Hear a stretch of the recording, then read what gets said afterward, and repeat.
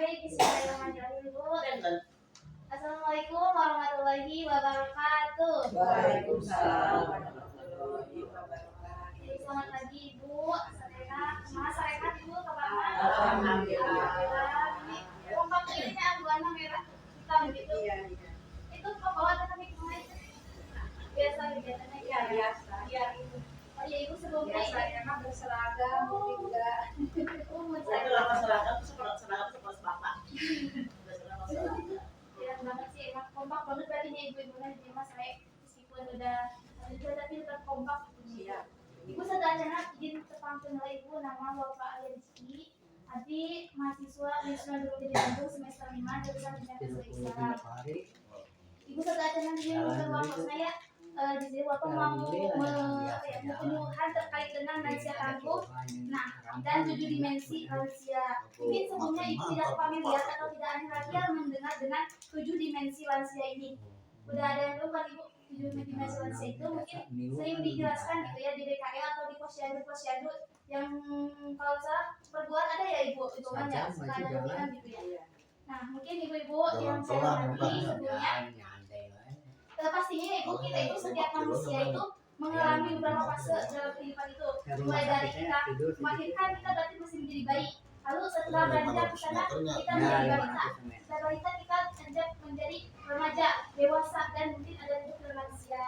Akan tetapi perbedaan tersebut Ibu tidak menjadikan kita tidak semangat dalam melakukan apapun gitu Ibu. Karena di sini kan ada lansia tangguh gitu. Nah, sebelumnya usia lansia itu dihitung dari apa sih Bu? Nah, lansia itu terhitung dari usia 60 ke atas gitu. Berapa Ibu di sini berapa nih? Udah. Oh, itu biasa aja gitu ya. Nah, kayak gitu. Jadi lansia itu 60 ke atas itu ada beberapa macam Ibu, ada lansia awal, ada lansia pertengahan gitu ya. Iya, lansia. Namun Ibu mohon digarisbawahi setelah usia 60 tahun ke atas itu bukan berarti kita harus diam tidak berproduktivitas gitu, tapi hebat banget Ibu di sini tuh masih aktif berproduktivitas gitu ya. Kayak tadi arisan kan sebelumnya ya. Itu sama pengajian juga ada kan Ibu. Terus ada senam juga kan Ibu. Apa senamnya? Macam-macam ya. Satu Iya, tidak satu daerah. Pasti ada senam juga gitu ya. Nah, di usia 60 tahun ini kita pasti harus tetap produktivitas gitu. Dengan cara apa? Banyak sekali mungkin ibu-ibu kalian mungkin mungkin ada yang punya masak di sini. Siapa ya kali? Kayaknya ibunya suka masak ya. Masakin. Terus ada yang misalkan jualan mungkin ya. Ada juga banyak sekali. Nah, melalui 7 dimensi ini, saya akan mencoba menguraikannya Ibu. Yang dimaksud dengan dimensi ini adalah hal-hal yang kita lakukan ketika di masa tua. Namanya dimensi. Nah, dalam lansia itu ada 7 dimensi Ibu-ibu. Nah, yang pertama itu ada dimensi spiritual. Udah kelihatan dimensi spiritual? Nah, buat apa sih dimensi spiritual ini? Nah, dalam dimensi spiritual ini kita itu menghabiskan waktu untuk mendekatkan diri kepada Allah gitu. Ada pengajian kan ya? Nah, itu rajin sekali. Kalau salah per minggu ya, ada mungkin beda ya. Nah, kan karena kita tuh mungkin udah lansia gitu ya, kayak udah gak ada menyimpan-nyimpan gak mau kajian gitu, gak mau itu kan gak ada kegiatan lagi gitu ya selain menghadiri kajian gitu. Nah itu untuk mengasah spiritual kita Ibu, karena mungkin dari beberapa ide ini berbeda gitu ya dalam menghadapi kesehariannya. Ada yang mungkin kayak ya udah enjoy aja gitu ya, mungkin ada yang kayak emosinya tidak stabil, tapi ketika menghadiri pengajian itu kita dapat lagi gitu ya, dapat menenangkan kembali hati gitu. Nah itu yang pertama ada dimensi spiritual. Lalu yang kedua ada apa Ibu? Dimensi fisik. Intelektual terlebih dahulu. Kenapa dimensi intelektual ini masuk ke dalam 7 dimensi lansia? Agar kita itu tidak cepat pikun. Tahu pikun nggak itu? Tahu? Cepat lupa. Nah itu kayak iya betul. Udah penyakitnya gitu ya. Bang, kalau misalkan masih muda itu susah hafal, kalau misalkan ada tua itu susah hafal juga sama gitu ya. Itu emang udah penyakit gitu ya bagi manusia itu. Iya betul gitu. Tetapi itu bisa dicegah loh Ibu ternyata dengan cara apa? Itu dengan cara biar kita itu tetap aktif gitu. Aktifnya kayak gimana? Kayak misalkan kita terus baca gitu ibu. Kan baca mah nonton berita kan itu mengasah pola pikir kita gitu. Nah, yang kedua itu dimensi intelektual seperti menulis atau mungkin belajar. Kan di pengajian biasanya suka ada belajar ngaji gitu ya Bu, belajar ayat-ayat pendek itu dapat mengasah pikiran kita gitu. Karena kan pernah dengar nggak ibu bahwasanya pikiran kita itu ibaratkan pisau gitu, ketika nggak diasah pasti tuh tumpul kayak gitu. Lalu yang selanjutnya ada dimensi fisik. Nah, dimensi fisik itu apa sih? Nah, olahraga betul sekali. Apalagi coba kayak jalan mungkin ya, di sini kan ada jalan mungkin ya. Nah, jalan itu jangan dianggap remeh gitu ya. Itu juga jalan itu dapat menyehatkan jantung kita gitu ya. Itu dimensi fisiknya. Ini sangat penting sekali, jangan sampai nanti di masa-masa lansia ini tuh kita menggunakan melatih fisik kita gitu. Kadang merasa gak ibu kalau misalkan ketika kita nggak bergerak aja kayak pegel-pegel gitu kan? Ya kayak gitu itu karena gak ada olahraga gitu. Saya pun gitu ya mas kayak gini kalau jarang olahraga kayak udah berat banget badan gitu ya. Nah itu bisa dengan berarti dengan olahraga untuk dimensi fisiknya. Selanjutnya ada apa coba? Dimensi emosi. Dimensi emosi. Nah ibu di usia ini tuh kita harus semakin bersabar karena kita itu emosinya pasti beda-beda ya. Nah di sana kudanya kita untuk melatih emosi kita kayak gitu. Baik gak sih kalau kita punya emosi yang berlebihan? Tidak, apalagi kan rentangnya itu kayak darah tinggi ya betul sekali. Kita harus yang tadinya kita itu harus marah-marah terus ya, kita turunin lah marahnya gitu ya, kayak yaudah sekarang marahnya diturunin gitu ya, dari marahnya yang emang levelnya sangat rendah kita turunin ke 50 gitu. Karena itu kayak itu dapat mempengaruhi fisik kita dan kesehatan kita. Kan gak enak juga kita kalau darah tinggi pasti bawaannya pusing terus kan ya ibu, pusing terus susah buat melakukan aktivitas yang lainnya kayak gitu. Itu dimensi keempat, itu dimensi emosi. Jadi setelah ini ibu boleh untuk melatih emosinya lagi dengan cara apa? Banyak sekali bu buat menyalurkan emosi kita itu. Contohnya di sini ada yang suka melatih emosinya mungkin dengan olahraga. Misalkan sedang stres nih, banyak mau depresi, mungkin ada yang suka healing, ibunya ada healing itu dapat melatih emosi kita. Kita suka healing. Iya, healing gitu ya, apalagi suka seru gitu ya, kalau suka bareng-bareng kayak gini gitu healingnya. Iya, itu ketawa juga bisa melatih emosi kita, itu betul sekali. Lalu yang kelima ada apa coba dimensi? Sosial. Nah, betul sekali kemasyarakatan ini. Kita itu jangan sampai tertinggal, istilahnya tuh kalau di bahasa kita ada kudet gitu. Tahu kan ibu kudet, update gitu ya. Kita jangan sampai tersisihkan seperti itu, tapi bagaimana caranya kita mengikuti zaman juga. Kayak kita itu ketika ada kumpulan itu ikut gitu. Jangan sampai kita tetangga aja ada yang hajaran kita nggak tahu gitu. Nah itu kan bahwa itu kan benar-benar ketinggalan banget gitu ya. Nah itu dapat melatih juga, dapat memberikan kesehatan kepada kita gitu. Karena kan kalau misalkan kita dengan sosial dengan sesama baik, tentu tidak akan ada beban pikiran kan ya ibu.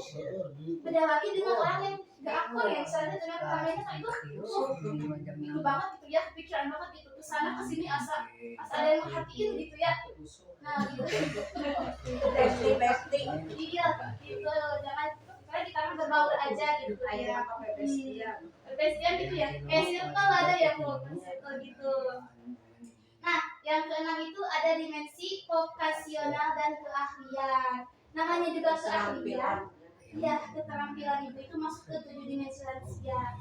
Di sini mungkin macam-macam ya untuk keterampilannya, ada mulai dari mungkin suka ngisi kajian ada juga ada yang suka ngajar, ngaji, terus ada yang suka merajut itu bikin sesuatu, ada bikin kue, masak. Nah, itu dapat kita kembangkan ibu-ibu semuanya. Kita bisa kan suka masak, gimana ya kalau misalkan bikin cateringan gitu. Nah itu dapat mengisi waktu luang kita gitu ibu. Jadi daripada yang lainnya kan ini kita isi dengan mengasah keterampilan kita kayak gitu. Lalu yang terakhir ada dimensi lingkungan. Nah dimensi lingkungan ini tuh jadi ibu-ibu tuh harus sadar pada diri sendiri. Jadi karena semakin tua gitu pasti banyak keterbatasannya gitu bu. Tapi keterbatasan itu tuh bukan jadi alasan kita tidak mau apa-apa gitu. Tapi kita lebih berhati-hati lagi. Kayak misalkan yang dulunya ke pasarnya kuatlah sendiri gitu ya. Nah sekarang mah ada anak temenin ke pasar yuk, mama gitu. Takut kenapa? Karena itu antisipasi kita gitu, takut terjadi apa-apa.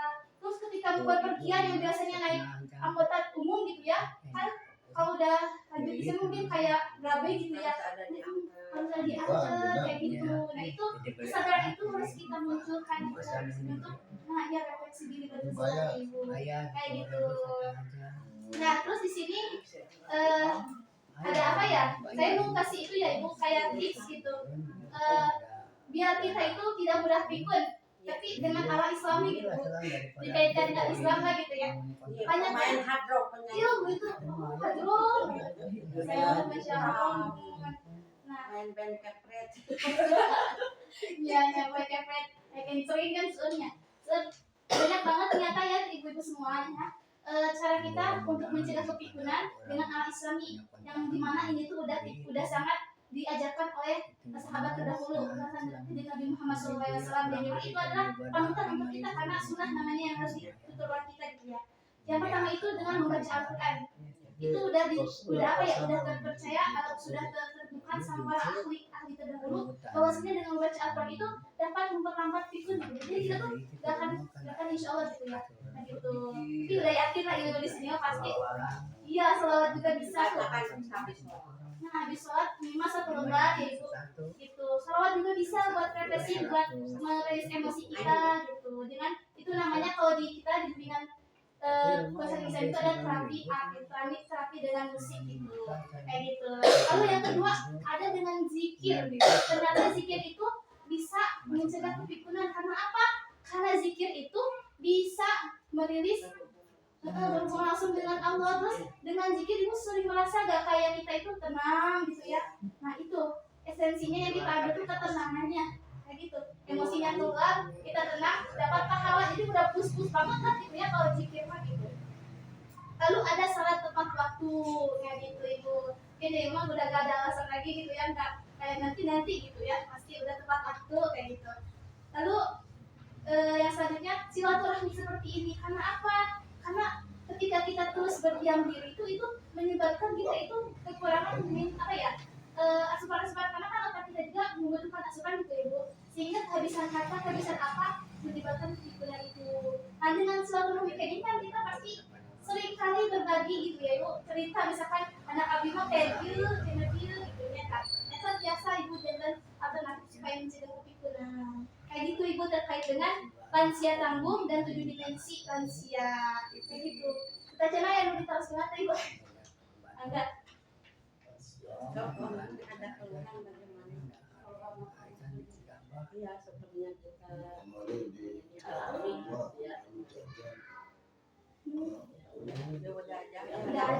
Udah ada ya di sini gitu. Mungkin kita mah intinya harus bisa membatasi. Kan yang tadinya kita tuh strong, kita itu dibutuhkan orang lain. Karena sekarang apalagi generasi digital, anak-anak baru, jadi kita bisa mengurangi lah, memberikan kesempatan untuk anak-anak kita.